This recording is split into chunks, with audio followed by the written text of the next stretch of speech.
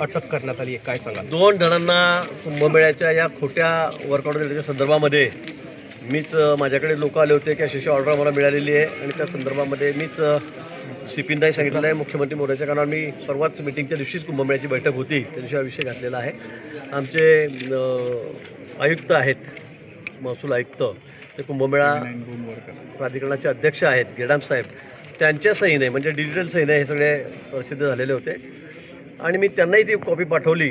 ते पण म्हणले की अशी आपली कुठलीही कॉपी या ठिकाणी आपण अशी दिलेली नाही, असं कुठलं टेंडर निघालेलं नाही आणि म्हणून मग आपण पोलिसांमध्ये तक्रार केली. त्याच्यामध्ये 2 जणांना ताब्यात घेतलं आहे. अजून एक जण त्यातला जो मुख्य अजून आरोपी आहे शकील नावाचा, तो सुद्धा फरार आहे. अजून 5-6 आरोपी याच्यामध्ये आहेत, त्यांचाही शोध त्या ठिकाणी सुरू आहे. त्यांची नावं साहेबांकडे त्या ठिकाणी गेलेली आहेत.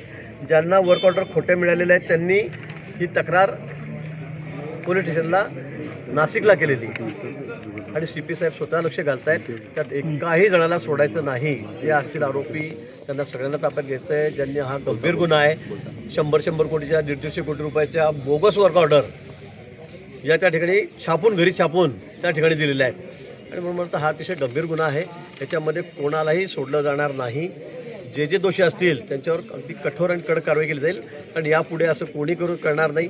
नुसत्या कुंभमेळ्यातच नाही तर इतर ठिकाणी होण्याची शक्यता आहे. वर्कआउट बोगस घरी छापून घ्यायच्या लोकांना द्यायच्या, ही फसवणूक आहे. 420 आहे सगळं आता.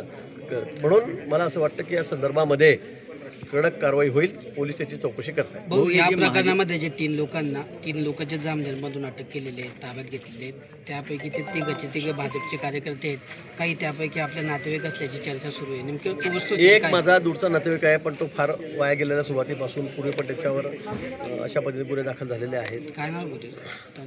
तन्मय महाजन या ठिकाणी म्हणून कार्यकर्ता नाहीच आहे तो, पण तो फार गॉन केस आहे हे सगळ्या गावाला माहिती आहे आणि म्हणून त्यांनी आणि 3-4 जणांनी मिळून अजून 3-4 जण याच्यामध्ये आहेत. त्यांची नावं CP साहेबांनी मला सांगितलेली आहेत. त्यांच्या तोंडून ती सगळी निघालेली आहेत. मला वाटतं 7-8 लोक यामध्ये सापडतील अशी शक्यता आहे. त्यांच्यावर अतिशय कडक कारवाई केली जाईल. याबरोबर या ठिकाणी गावामध्ये माझ्या अशी तक्रार आली की तुला ग्रामसेवक करतो, तुला तलाठी करतो, पैसे द्या, असे काही ग्रामीण भागातल्या मुलांना फसवून त्या ठिकाणी काही लोकांनी पैसे जमा केलेले आहेत. अशी तक्रार माझ्याकडे आज आलेली आहे. त्या संदर्भामध्ये पोलिसांकडे मी सूचना दिलेल्या आहेत. त्यांना सांगितलं तुम्ही तक्रार द्या, कंप्लेंट द्या आणि त्यांनाही सगळ्यांना ताब्यात घ्या. अशा पद्धतीने गरजू आणि गरीब मुलांची जी फसवणूक करतायत, मुलं शेत्या थोडेफार 2-4 एकर असेल ते गहाण ठेवतात, त्यांचे पालक वाटेल ते बिचारे त्या ठिकाणी पैसे आणण्यासाठी काय करतायत आणि असं करून त्यांची फसवणूक होते. नंतर त्यांना पैसेही परत मिळत नाही आणि हे बहादर पैसे करून फिरतायत.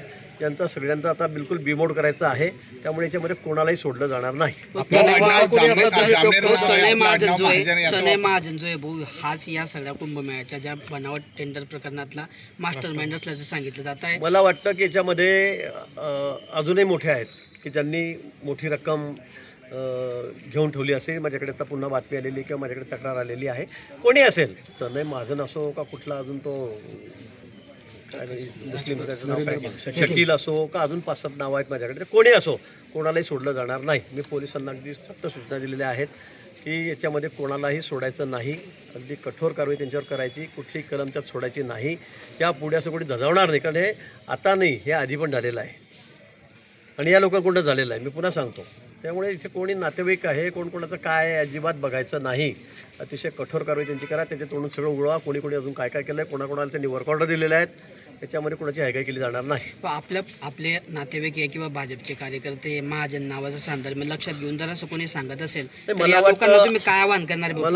कोणाला नाही, मी तेच आवाहन करणार आहे की या ठिकाणी कोणी अशा भूलथापांना बळी पडू नका.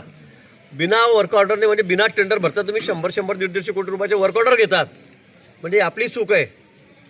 जे वर्क ऑर्डर घेत आहेत हे असं कसं काय, म्हणजे ते मोठी लोक आहेत, त्या क्षेत्रातले लोक आहेत आणि ते असं कसं काय करू शकतात की 150 कोटीची ऑर्डर मिळाली, 100 कोटीची वर्क ऑर्डर मिळाली, 90 कोटीची मिळाली आणि ते पोलीस खात्याची. पोलिसांना जेवण पुरवा, पोलिसांना पाणी पुरवा, पोलिसांना मॅट्रेस द्या, गाद्या द्या, चटया द्या, अशा पद्धतीने त्या वर्क ऑर्डर लिहिलं गेलेलं आहे. मी ते सगळं तुम्हाला दाखवलं, ते सगळं त्या दिवशी जगाला दाखवलं मी त्या दिवशी. आणि म्हणून हे अगदी सगळं चुकीचं आहे.